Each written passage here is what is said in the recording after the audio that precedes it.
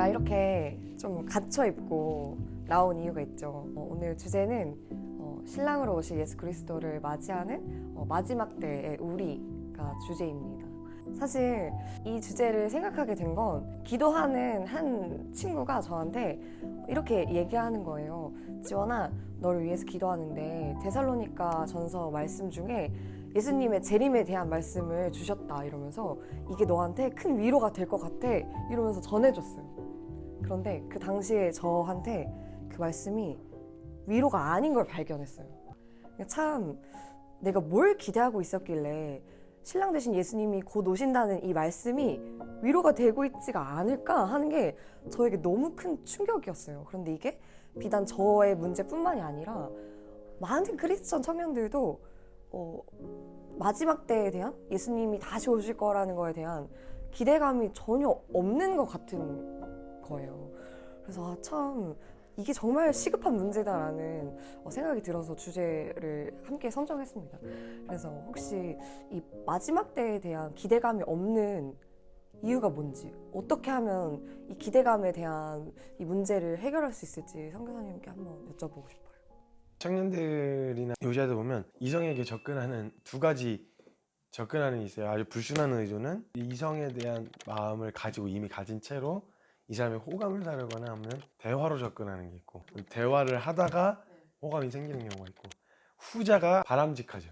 나는 처음에 의도를 가지고 믿음 생활하거나 신앙 생활하는 것보다는 예를 들면 믿음 생활하면 주님이 축복해 주셔 뭐 이런 결론을 듣고 그래서 이제 신앙 생활 하기로 선택하면 불순한 의도로 관계하길 수 있는 위험성이 큰 거죠. 예수님 믿으면 받아요. 예수님 믿으면 잘 될 거예요. 그러니까 예수님은 수단이 되어지고 목적은 이 땅에서의 잘 사는 삶. 분명히 예수님을 만나게 되어지고 인격적으로 만나게 되어지면 주인과의 관계가 제일 우선순위가 되어지고 이 관계가 내 삶의 목적이 되어지면 당연히 그림자처럼 지금은 눈으로 볼 수 없고 귀로 들을 수 없는 이 답답한 이것을 벗어나서 진짜 얼굴과 얼굴을 맞대는 나를 소망하고 기다릴 수밖에 없는데, 그게 아니란 얘기는 잘못 소개받았다는 거예요. 마지막 때를 기다리는 사람으로 만드는 건 다른 거 없어요. 예수님을 인격적으로 제대로 만나면 돼요. 그러면 인격적으로 만나고 그 관계가 깊어지고 싶거든요. 그러면 당연히 얼굴과 얼굴을 맞대는 나를 소망할 수밖에 없어요. 봐봐요. 보고 싶은 사람이 있어요. 근데 얼굴을 볼 수가 없어. 직접 만날 수가 없고. 그 답답함을 느껴본 사람은 만날 날을 소망한단 말이에요. 이야기가 더 깊어질수록 만나고 싶다, 보고 싶다. 이건 당연한 결과예요. 인격적으로 만나면 마지막 때는 소망하게 될 수밖에 없는 거예요. 그럼 만약 마지막을 기다리지 않는다, 인격적으로 만난 적이 없다는 거예요. 예수님을 수단으로는 만난 적이 있는데 인격적으로 만난 적이 없는 거죠. 그러니까 예를 들면 이것도 수단이, 예수님이 이것도 수단이 되는 거예요. 내가 천국 가려고, 내가 구원받아서 천국 가려고. 그럼 예수님도 수단이에요. 천국 가는 게 이유가 아니에요. 목적이, 우리 믿음의 목적이 아니에요.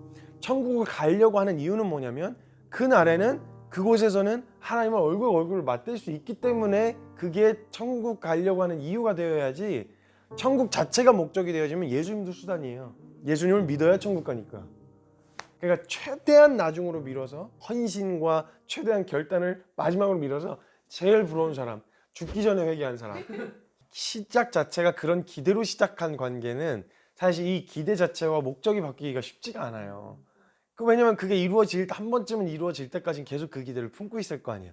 그래서 난 처음부터 소개 자체가 그것에 대한 그 하나님과의 온전한 관계가 시작될 수 있도록 안전하게 시작하길 바라는 마음이죠. 사실 저도 어렸을 때부터 그렇게 교육을 받다 보니까 이 땅에서 이런 모습이 보여야 주님 뵀을 때 순결한 신부라고 말할 수 있겠다라는 생각으로 계속 신앙을 갈고 닦았던 것 같아요. 근데 진짜 이 주님이 순결한 신부라고 이야기하시는 그런 모습이 어떤 모습이고 또 그걸 어떻게 준비를 해야 될지에 대해서. 결혼식은 중요하긴 하지만 잠깐이에요. 결혼식은 잠깐이야. 다만 그 이후의 삶을 꿈꾸죠, 보통은. 근데 우리 결혼식 자체, 그러니까 내가 주님 배우는 날 그때 내가 비춰질 모습에 너무 초점을 맞춰 놓는 바람에 그거 외에는 다른 걸 생각을 안 하는 거예요. 더 중요하게 봐야 되는 게 결혼식 이후에 살 집과 가전기구와 그다음에 어디서 살지와 이걸 더 오랫동안 꿈꾸고 그려야 되고, 사실 이거에 훨씬 더 초점을 맞춰야 된단 말이에요. 근데 이 땅에서의 모든 삶이 결혼식, 그러니까 내가 마지막 날에 주님 딱 만났을 때 천국 들어갈 수 있는 사람인지 아닌지에만 초점을 맞추고 있는 거야. 두려움 때문인 거지. 결국은 내게 초점이 맞춰져 있다는 거잖아. 내가 천국 들어갈 수 있는 사람인지 아닌지 한평생 그것만 고민하면 살아. 신앙생활하면서 그걸 두려워. 주님 만나는 날이 설레야 되죠.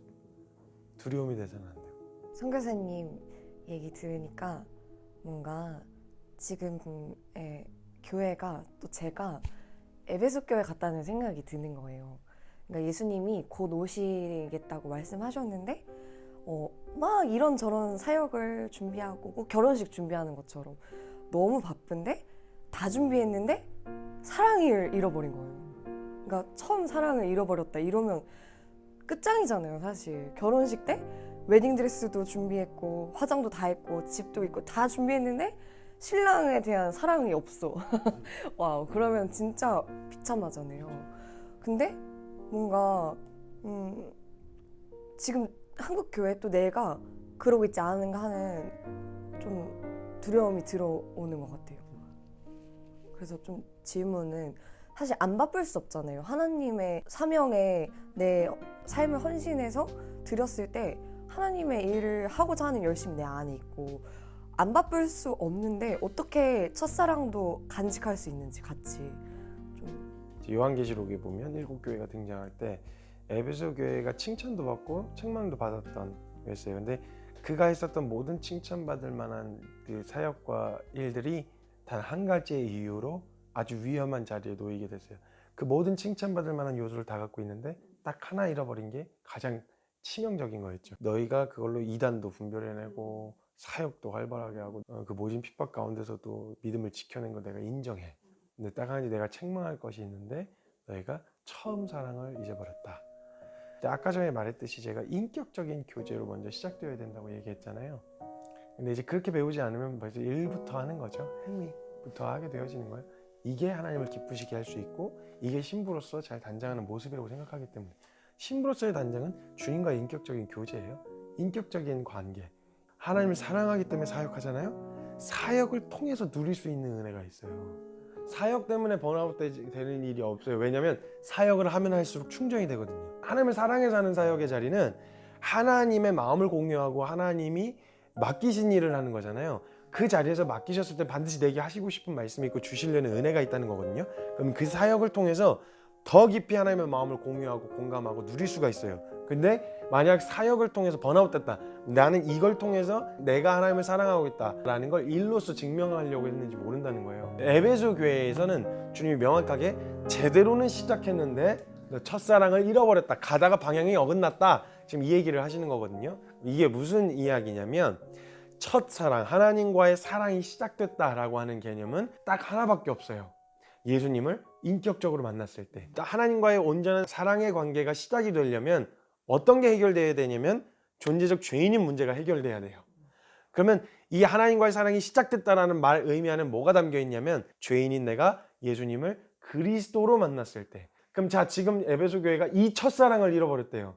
그럼 무슨 말이냐면 내가 어떤 은혜를 받은 자들인지, 내가 어떤 존재였었는지를 잊어버렸다라는 거예요. 내가 워낙 날카로운 결론을 가지고 있고 그런 삶을 살아가고 있고 그런 사역을 하고 있다 보니까 내가 마치 원래 깨끗했었던 사람처럼 개구리 올챙이적 생각 못하고 사람들을 판단하고 정죄하고 나도 그랬었는데 이 더러운 것들 막 이렇게 판단하고 있는 에베소 교인들의 모습이 나타나기 시작했던 거예요.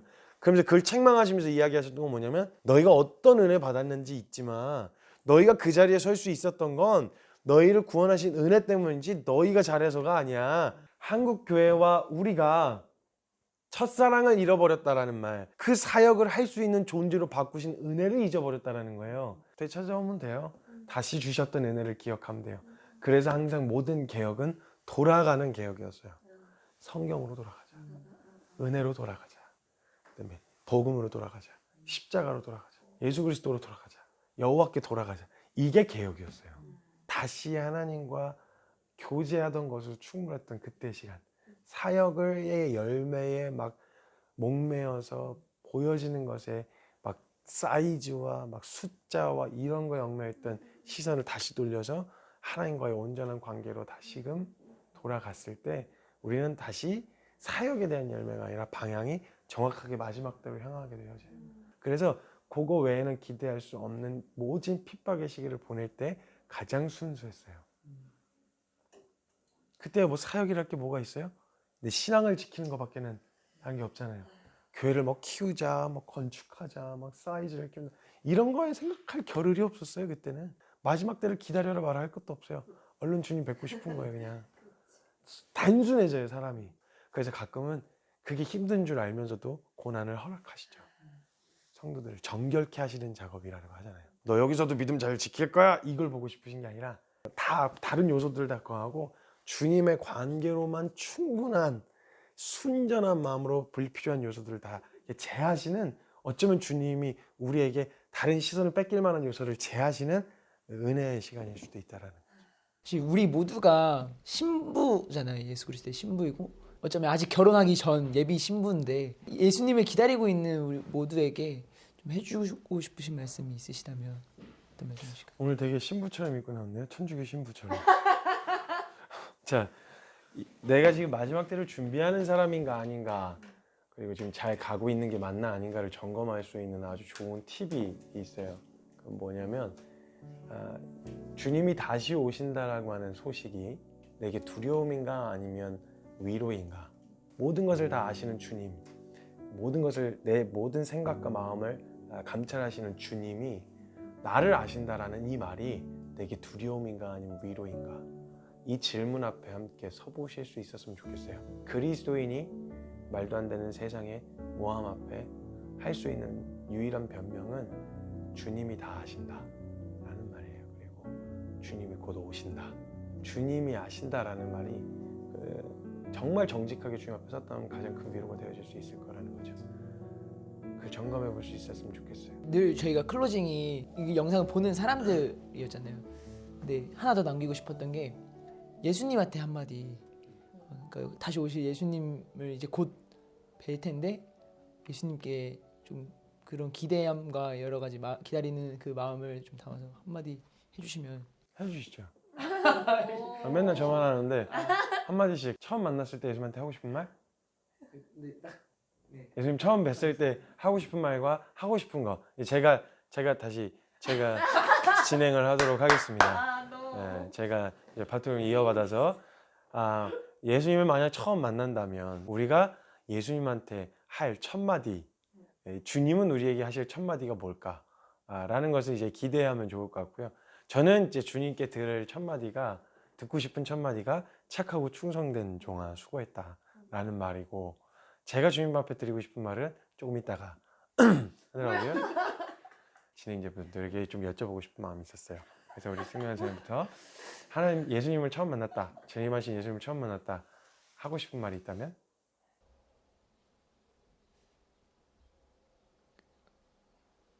약간 조금 우글거렸을 텐데. 네. 그냥 제가 쓴 곡들을 쭉 부를 것 같아요. 네. 예배하면서 또 주셨던 마음들을 썼던 것들, 그리고 또 최근에 그러니까 계속 제 안에 남는 그거 내가 아노라 이 말, 이 찬양 썼던 것들도 그렇고 쭉 부를 것 같아요. 그리고 듣고 싶은 말, 하실 것 같은 말은 야, 참 힘들었다. 듣고 오냐고 참 힘들었다. 약간 이렇게. 그럼 이제 예수님 오시면 일단 얘기하시기 전에 잠깐 앉아보세요. 앉아보세요. 내가 너. 저도 해요. 그럼요. 예수님 오시면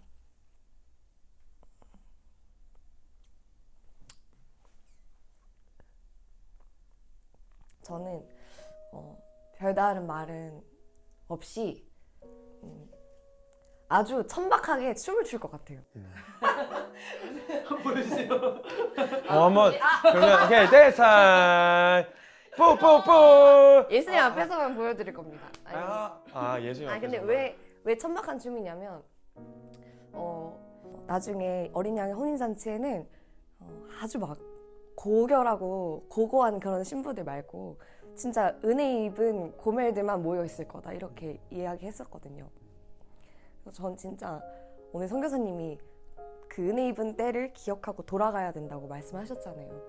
사실 그때 내가 고멜이었을 때는 딱 신랑밖에 안 보이잖아요. 예수님의 은혜, 예수님이 다 이루신 일밖에 안 보이는데 계속 이 믿음의 삶을 살면 살수록 진짜 선교사님 말씀하신 것처럼 내가 원래 깨끗한 신부였던 것처럼 착각하는 거예요. 그리고 신랑에 집중하는 게 아니라 이제는 내가 어떤 드레스를 입을까? 내가 어떻게 화장할까?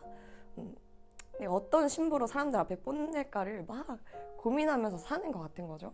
근데 그 사이에 처음 사랑은 다 잃어버리고. 근데 예수님이 진짜 원하시는 건 그게 아니잖아요. 그냥 내가 은혜 입은 고멜임을 인정하고 그냥 그 처음 사랑을 간직하는 거, 신랑을 향한 사랑을 준비하는 걸 원하시는 거잖아요. 그래서 예수님 다시 오실 때는 정말 그냥 은혜 입은 고멜로 신랑 향한 처음 사랑 가지고 그냥 막 춤출 것 같아요. 저는 이제 주님께 할 말은 이거예요. 주님도 나를 아시지만 이 땅에서 우리가 말씀에 순종하면 우리도 주님 마음을 알 수 있다는 생각이 들어요. 그래서 저는 제가 오히려 주님 이제 수고하셨다고 이제 그 마음 안다고 주님을 안다고 주님도 나를 아신다고 얘기하시겠지만 주님 이때까지 기다리시라고 얼마나 힘드셨어요. 이제 이렇게 하나님 마음을 위로해 드릴 것 같아요. 수고하셨다고 감사하다고 이렇게.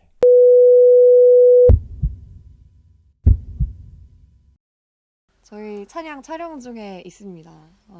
이번에 신랑 되신 예수 그리스도를 기다리는 신부를 컨셉으로 찬양 촬영을 하고 있는데 이번에 쓴 승민 가사님의 곡을 소개를 부탁을 드릴게요.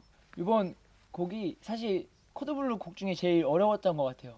오랜 시간 동안 묵상하게 됐고 또 어떻게 더 주님 앞에 고백을 할 수 있을까라는 그 질문과 생각들이 끊임없이 사실 이루어져서 가장 어려웠던 곡이고 또 가사들도 제가 쓸 수 없는 가사들을 많이 썼던 것 같아요. 그래서 정말 이 마지막 때 그리고 주님 오시는 그날을 기다리는 신부로서 할 수 있는 고백이었으면 좋겠다라는 마음으로 준비했고 그래서 이 곡을 함께 고백하시면서 신랑 되신 그 예수 그리스도를 만나는 그날을 우리 마음 가운데 준비했으면 좋겠고 또 주님이 여기서 끝나지 않으시고 이 준비하는 과정 가운데서도 함께하길 원하신다라는 마음을 주셔서 단순히 그 마지막 날만 기다리는 그런 신부가 아니라 오늘도 주님과 함께 걷는 주님을 기다리면서 주님과 함께 하심을 경험하는 우리 모두가 되기를 소망하는 마음이 품어졌습니다.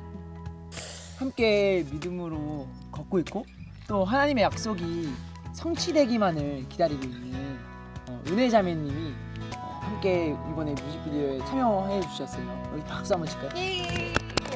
그래서 촬영하시면서 혹시 어떠셨는지 이제 또 이걸 통해서 또 주신 마음이 있었는지 이렇게 나눠주셨습니다. 처음엔 막 이렇게 설레이는 마음으로 막 이렇게 약속한 장소에 가서 기다리고 뭐 이렇게 하다가 내가 그분을 만나러 가는 그 길에도 이 반지가 그 약속의 그 증거잖아요.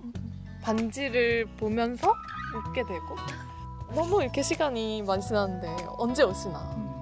과연 오실까? 지금 몇 시지? 막 이러고 막 이렇게 마음이 흔들리고 막 이러다가도 내 손에 끼워주신 그 이 반지를 보면서 오신다고 약속하셨지 이러면서 다시 웃을 수 있는 기다릴 수 있는 그 이유가 되고 막연한 주님의 오심이 어떤 실제되지 않은 막연한 기다림이 아니라 분명한 하나님 말씀 성경 말씀 약속의 말씀으로 주님이 그 증거를 주셨고 사실 이렇게 일상의 삶을 살아가다 보면은 약속의 말씀을 흐리게 하는 그런 일들이 참 많았던 것 같아요. 물질적인 거, 관계적인 거, 또 신앙에 있어서도 뭐 여러 가지 열심을 내다 보면 우리를 견디고 소망이 되게 하신 그 말씀이 주님 다시 오신다는 그 약속이잖아요.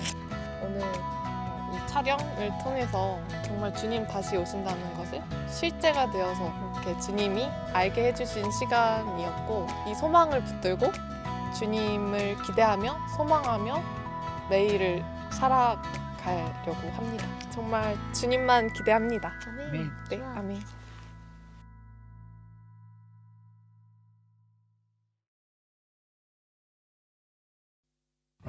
구독했단 약속을 믿고 하루하루 난 기다렸죠. 기다림은 주님을 더욱 사랑할 수 있게 하죠. 주님 만날 그날에 나는 어떤 표정을 지을까? 어떤 말로 나의 마음을 고백해야 좋아하실까? 매일매일 당신을 생각하고 비틀비틀 대도주만 기다려 뚜벅뚜벅 지치지 않는 사랑 두근두근 주님만을 사랑해.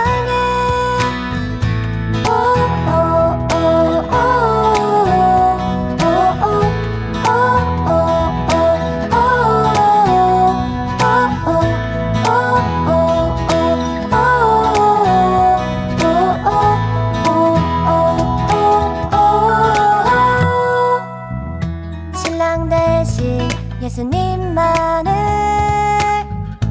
계속해서 난 기다렸죠.